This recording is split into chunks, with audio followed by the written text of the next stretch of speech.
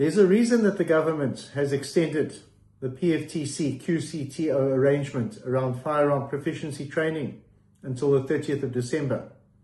And that is the same reason that they often like to float new regulations for comment and new laws for comment round about December, because they know that all of the attorneys, all of the legal counsel, most of the business people, in fact, most South Africans are on holiday and trying to relax after a year of working hard.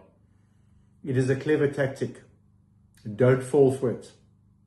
Safe Citizen is not falling for it. We are going to keep our foot on the gas. We have raised this to a national clamor.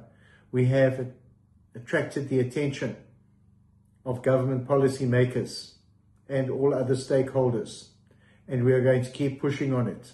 We are not waiting until the end of December to start negotiating from a weak position. We are going to keep our foot on the gas.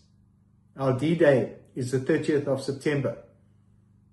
The government needs to withdraw its plans to discard the PFTC Quality Assurance Delegation and replace it with a loosely defined, poorly planned, opaque skills program managed by a bunch of disillusioned brothers and some organizations who are totally unqualified to have a hand in something that has an impact on national public safety.